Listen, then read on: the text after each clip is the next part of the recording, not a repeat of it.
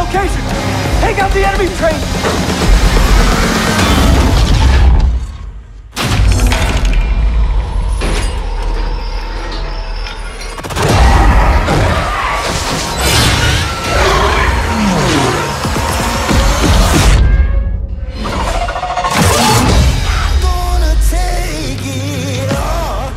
Woo! Nice, nice, nice. Guys, who is ready for the Resistance DLC at midnight tonight? It's the 29th right now. It's about 10:50 here in Eastern Standard Time. You know this, guys. You know this. I'm into it. I'm ready for this just by hearing the excitement in my voice, right? You guys know that I'm ready for this Resistance DLC to drop. It's been a long time, though. It's been a long, long time since I last posted Call of Duty World War II video content, and, you know, for honesty purposes, I wasn't really having a ton of fun with the game. Like, I know that most of you guys weren't. A lot of Twitter discussion, a lot of Reddit discussion. It's been all over the place. YouTubers talking about how much they can't stand the game. But, you know, with recent bug fixes and weapon rebalancing and other numerous changes Sledgehammer Games has put out there, as of recent months, I've been playing my fair share of Call of Duty off of the Elgato. So I have not been recording a lot of my content that I've been playing for Call of Duty, but I've been having a lot more fun with this game. I've been back on the Call of Duty grind in recent weeks, so I'm excited to finally share with you guys that I've got a lot of stuff, a lot of creative stuff planned for Call of Duty in the future. But I'll let you guys in on a little insight. Maybe. We'll see at the end of the video. I think I might reveal it. I'm not totally sure. I might want to keep that close to my vest right now, but I don't think really anybody on YouTube is really doing the kind of things that I'm planning to do. Obviously, weapon reviews and map reviews are very, very popular on YouTube, but this stuff's a little bit different. But let's talk about the DLC and the community event that's going on right now. Let's take a break from all the hype, right? The hype for the channel. So as everybody knows, it's been playing World War II right now. The Winter Siege event is over. The Resistance event just started happening. So we've had a little bit of a lull there, but just no events, nothing really going on, just normal play. So the Resistance community event that's taking place right now, I feel like the Resistance event is a little more fluid this time around than the Winter Siege went.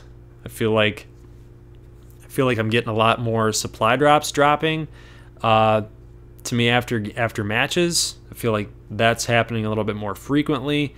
The one thing I did notice that when you do open up the Resistance supply drop, the amount of heroics or epics or legendaries just really, you know, they're not there yet.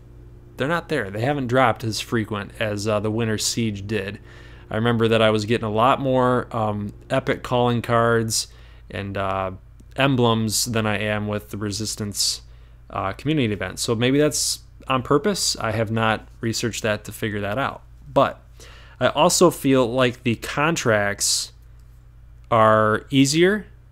I can't say they're cheaper, but they don't waste a whole lot of your time, right? You can literally just, in one play session, maybe an hour, you can literally just grab them all and get them all done. Get your army credits, get your XP, get your supply drops done. You can go to Major Howard after that and get all those in like maybe an hour and a half of playtime. So, and then there's your day, right? Then you come back tomorrow and you pick those back up again. And, you know, it's just, you can grind supply drops, Resistance supply drops out pretty quick in this one. So I feel like that things are smoother, time is more efficient in this community event. So I do want to know how you guys feel about it. Do you guys feel that the community event's going smoother? Do you like it better than how Winter Siege was run? I will say I do like the fact that Sledgehammer is bringing back to the event the ability to be rewarded with more weapons. We had the Gewehr and the Sten in the Winter Siege. And then we've also got the Orso and the Volkssturmgewehr in this one. And I think it should be a regular thing.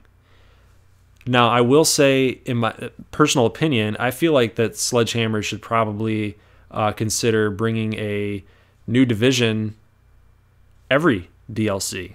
The more options, the better, right? I mean, when you start pinholing players to only being able to play in a certain play style with airborne or infantry or mountain, you start forcing people to play a certain way, right? And that might not be players' strong suits or strong points, right? And they can fiddle around with the training, right? The basic training or whatever, the ribbons. I forgot what they're called. I forgot what they're called, guys. Dang it. Yeah. So you can only do so much customization, right, to your division, right? So to me, the more options, the more divisions, the more choices that you give people, the better. So I do like the addition of this new division with the Resistance divisional character. I just hope that they consider bringing more on in the future. But talking about the guns, though, I've only been able to handle these weapons every now and then because I haven't unlocked them yet. Just when it's lying on the ground, I pick it up and try to use it. And my personal favorite, it's probably the Volkssturmgewehr. The thing is just a beast, and so is the Orso. The Orso is pretty good too. But my personal favorite is the Volkssturmgewehr. If you're able, make sure you guys are running the resupply perk or the extended mag, because you'll run out of ammunition sooner than you think while you're streaking kills with this weapon, because eventually you're going to be on a 5 kill streak or maybe even a merciless, and you'll be like, I'm out of freaking ammo, but this gun's so great. I can't drop it. I can't get rid of it. So that's just my little tip. So let's talk about the maps now that we're going to see on the Resistance DLC coming out here in about an hour. We have Valkyrie, Anthropoid, and Occupation. I feel like looking through this gameplay here, or this trailer, these maps are going to be awesome. It's going to add a different element to the maps that we've seen so far in Call of Duty World War II. Now that's just an opinion, but this is all based on the quick glimpses that we can see here. So obviously no one's played the new maps yet, unless you're one of the people that's got some kind of early access or something. But there seems to be lots of levels to each map. And I don't mean levels like in Super Mario, okay? I'm talking about levels as far as verticality goes. Occupation and Anthropoid seem to have some vertical elements that will help balance out the maps and the playlists.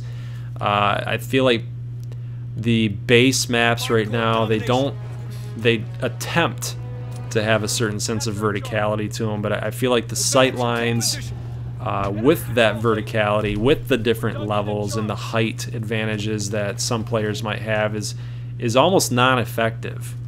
I can think of Gibraltar when you're in the middle of the map or in the very, very back up the ladder in that location. That might be your only advantage, is back there in that little tiny spot. Maybe even next to the gunner on the left side of the map or the right side of the map, the very furthest point. That one's got some verticality to it, but it's just one spot, right? But in these maps, I feel like you can see the entire map with some of these height advantages. So which would be kind of cool to have, I mean, really the only map you're able to do that and have a whole field of view of the entire map is probably Gustav Cannon. That's probably it. Sniper's Paradise, right? But I feel like you need to have more of that. I feel like the game can get a little too close quarters. Sometimes you need a little bit of LMG play, maybe a little bit more rifle play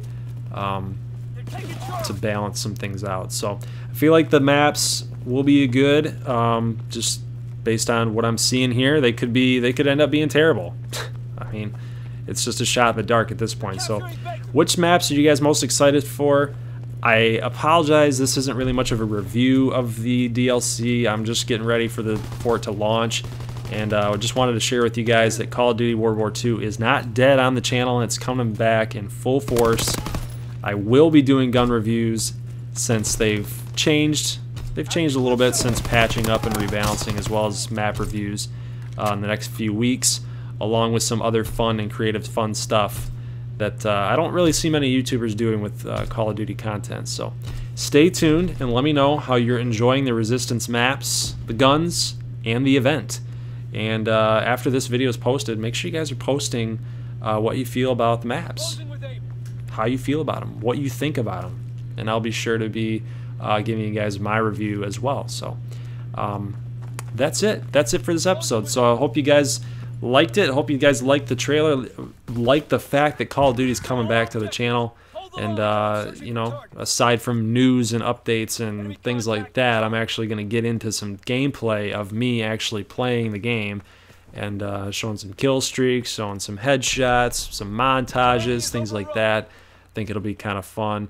Maybe get some of you guys, some of you subscribers involved. Maybe go to the pit. Maybe we'll have a pit series, me versus you, and we'll have standings and stuff like that. So a lot of community engagement and subscriber involvement in that. So yeah, but more things like that to come. So I'm excited about Call of Duty, guys. I hope you guys are too. Let's get ready for Resistance DLC. Can't wait for it. So guys, if you're new to this channel, make sure you hit that little red subscribe button, or my logo if you like it, love it. If you want more of it, that's what you got to do. So I'll see you in the next Call of Duty video.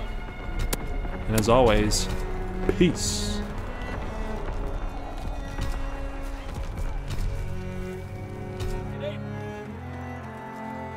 Lost A. Recon airport team in position, awaiting target information.